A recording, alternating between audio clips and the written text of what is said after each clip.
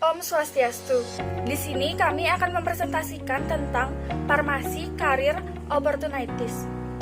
Sebelum itu, saya akan memperkenalkan nama-nama anggota saya, yaitu dimulai dengan saya sendiri atas nama Niputuari Leoni Kartita, NIM 46, Ninyoman Tari Okta Adriani, NIM 69, Nilo Ayu Werdiari Putri, NIM 71, Nikada Yuli Kusumawati, NIM 78, Dewa Ayu Trisna Mahadewi, NIM 80, Galo Bella Pertiwi, NIM 87, Nikada Yuni Pramita Dewi, NIM 88, dan Miranda Imelda Yusa, NIM 89. Adapun topik-topik yang akan kami bahas dalam presentasi ini yaitu yang pertama, karir farmasi sebagai researcher.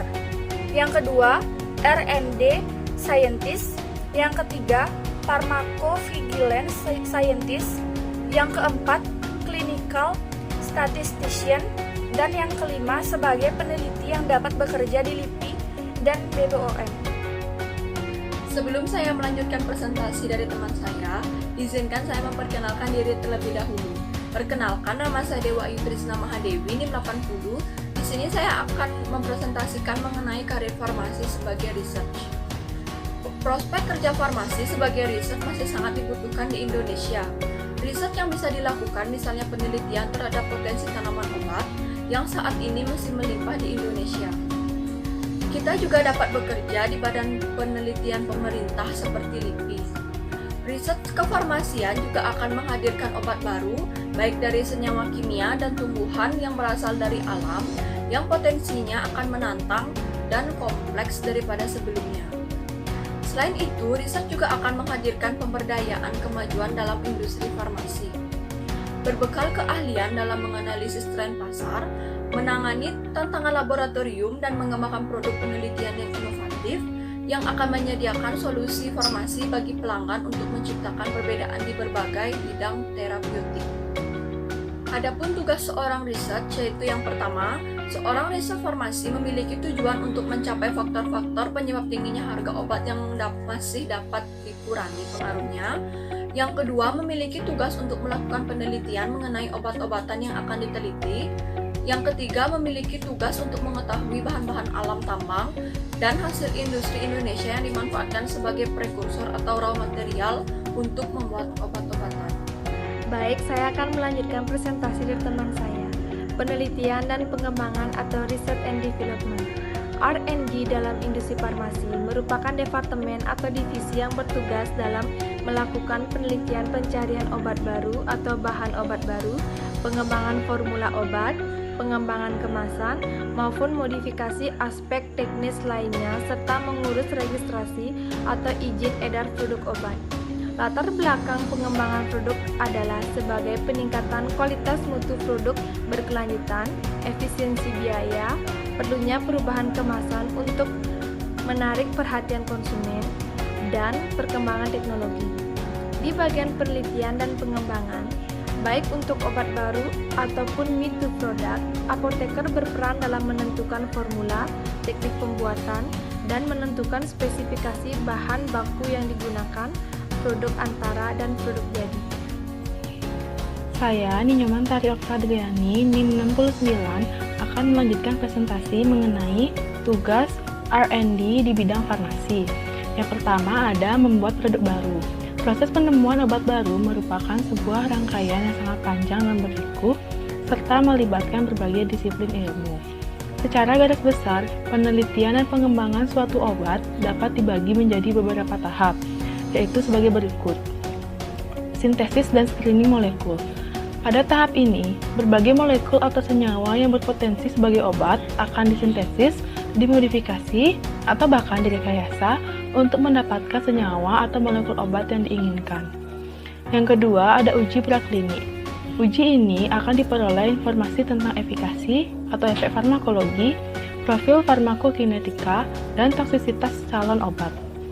Uji praklinis ini dirancang dengan pertimbangan lamanya pemberian obat menurut dugaan kepada manusia, kelompok usia dan kondisi fisik manusia yang dituju, dengan pertimbangan khusus untuk anak-anak, wanita hamil dan lansia, dan efek obat menurut dugaan pada manusia.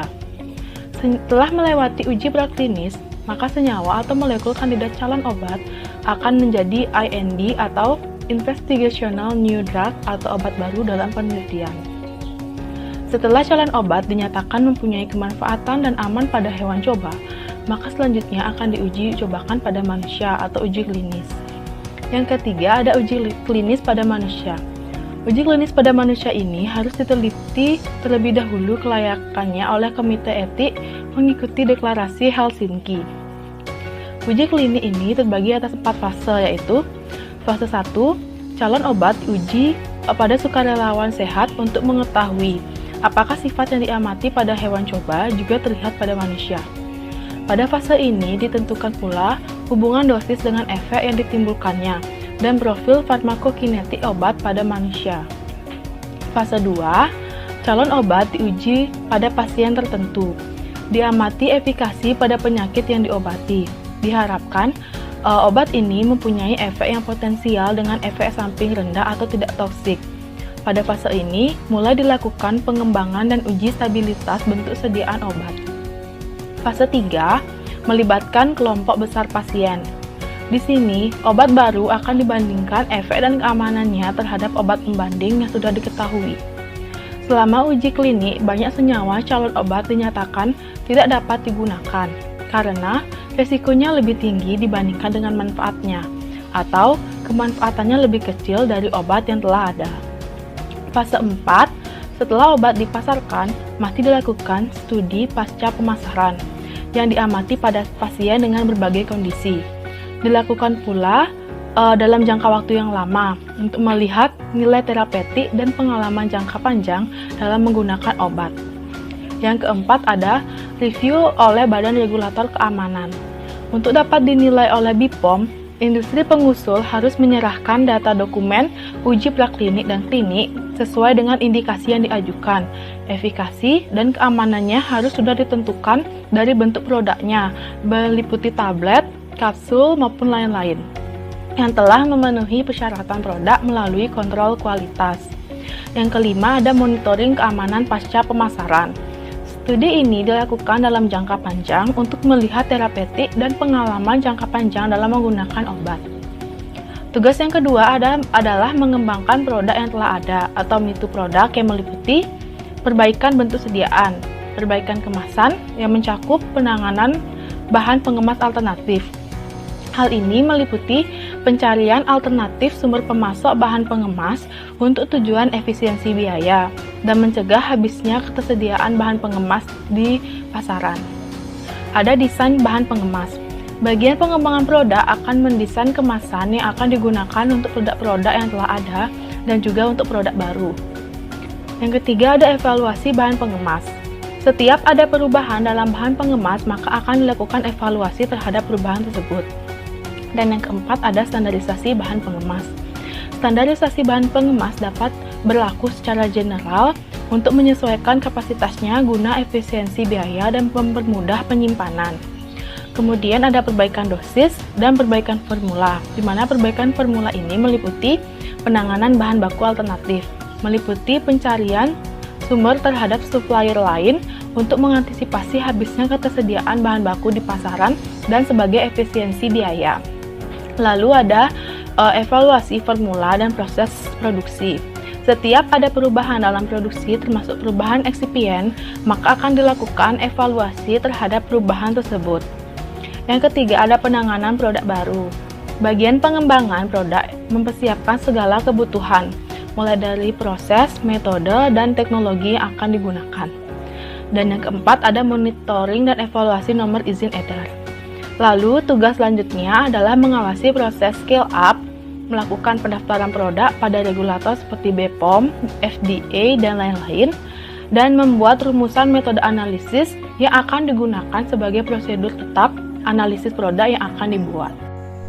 Perkenalkan, nama saya Niluh Ayu Wardari Putri, NIM 71. Di sini saya akan mempresentasikan tentang pharmacovigilance science. Pharmacovigilance adalah ilmu dan kegiatan yang berkaitan dengan pengumpulan, deteksi, penilaian, pemantauan, dan pengecekan efek samping dengan produk farmasi.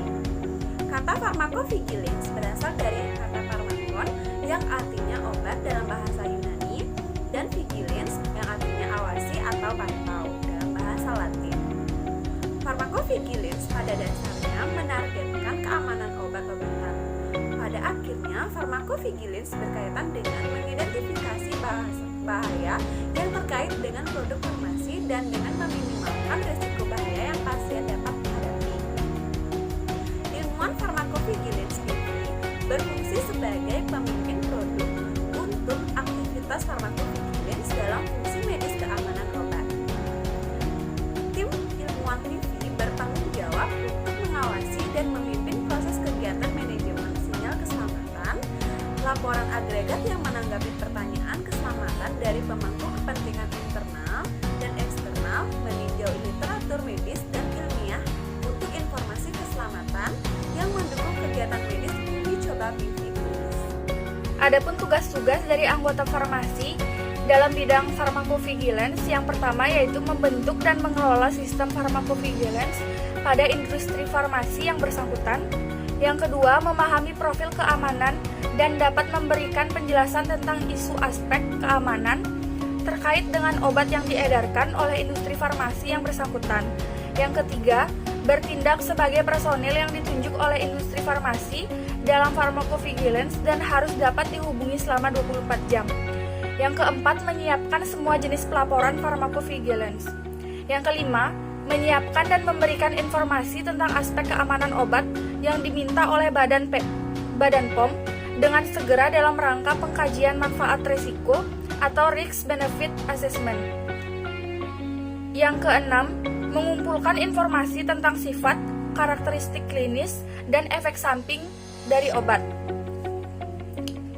Yang ketujuh, mendokumentasikan dan menganalisis data efek samping yang dikumpulkan untuk mendeteksi hubungan antara obat dan efek samping yang tidak diinginkan. Yang kedelapan, menentukan tindakan perbaikan untuk menghilangkan atau meminimalkan bahaya yang ditimbulkan oleh efek obat yang merugikan. Yang kesembilan yaitu memantau dampak dari tindakan perbaikan. Baik, saya Gala Bella Pertiwi, NIM 87, akan mempresentasikan tentang clinical statistician. Analisis statistik adalah salah satu dasar dari praktik klinis berbasis bukti dalam melakukan penelitian klinis baru dan dalam mengevaluasi serta menerapkan penelitian sebelumnya. Statistik merupakan ilmu yang berkaitan dengan pengolahan data dan analisa data, hingga penarikan kesimpulan atas analisa tersebut. Penelitian farmasi banyak yang melibatkan proses analisa statistika. Dalam penelitian dan percobaan kefarmasian, statistika berperan sedikit namun sangat berarti, yaitu memudahkan pengambilan keputusan pada masalah-masalah ilmiah yang dirumuskan. Ahli statistik klinis atau clinical statistician mengatur, meneliti, dan melakukan jejak pendapat, uji coba, dan metode pengumpulan data lainnya di bidang farmasi dan ilmiah. Dalam hal ini, ahli statistik klinis menggunakan perangkat lunak komputer dan berbagai alat lainnya untuk menganalisis dan mencatat data serta menyajikan laporan. Selanjutnya, saya akan melanjutkan presentasi dari teman saya. Karir clinical statistician di bidang farmasi. Seorang ahli statistik klinis atau clinical statistician memiliki peluang karir sebagai seorang peneliti di instansi seperti di Badan POM, LIPI, dan laboratorium klinik. Dalam hal ini, seorang clinical statistician dapat memanfaatkan ilmu yang dimilikinya untuk mengolah data, mengatur, meneliti, melakukan jejak pendapat, uji coba, dan metode pengumpulan data lainnya. Di bidang farmasi dan ilmiah yang diolah menggunakan perangkat lunak dan menuangkannya dalam sebuah laporan. Seorang ahli statistik klinis juga memiliki peluang karir sebagai seorang dosen di perguruan tinggi. Dengan ilmu yang dimiliki dapat memberikan penjelasan, pemahaman, atau bahkan berbagi pengalaman-pengalaman yang berkaitan dengan clinical statistician. Baik, saya Wiranda Imelda Yusan, NIM 89, akan mempresentasikan tentang peneliti yang dapat bekerja di LIPI atau BPOM. Profesi apoteker telah mulai melakukan perubahan besar dalam praktiknya. Hanya praktik berbasis bukti yang kuat yang akan diterima oleh praktisi kesehatan lainnya, dan selanjutnya akan menjadi informasi kepada pasien sebagai layanan dari apoteker. Untuk melanjutkan praktik baru ini, apoteker harus berpartisipasi secara aktif untuk melakukan penelitian yang diperlukan untuk menetapkan basis bukti yang dibutuhkan. Peran apoteker dalam pengawasan obat dan makanan pre dan post market dan juga KIE atau komunikasi, informasi dan edukasi di Badan POM, apoteker sangat berperan dalam mengevaluasi sediaan farmasi. Adapun tugasnya, yang pertama itu pada pengawasan post market, apoteker berperan dalam melakukan audit komprehensif dari hulu hilir secara rutin dan insidentil, pengujian sampel, monitoring efek samping obat atau meso, monitoring efek samping obat tradisional atau mesot. Yang kedua itu sebagai pengawasan obat dan makanan pre dan post market. Yang ketiga, mengevaluasi sediaan farmasi seperti produk obat tradisional, suplemen kesehatan, dan juga sediaan di luar itu seperti kosmetik dan pangan. Yang keempat itu ada sebagai KIE atau komunikasi, informasi dan edukasi dalam seluruh masyarakat. Yang kelima sebagai peneliti guna mengembangkan ilmu kefarmasian dan dalam bidang kesehatan, dan selanjutnya akan menjadi informasi kepada pasien sebagai layanan dari apoteker. Sekian presentasi dari kelompok kami. Kami mohon maaf apabila ada salah kata, dan kami tutup dengan Parama Santi. Om Santi Santi Santi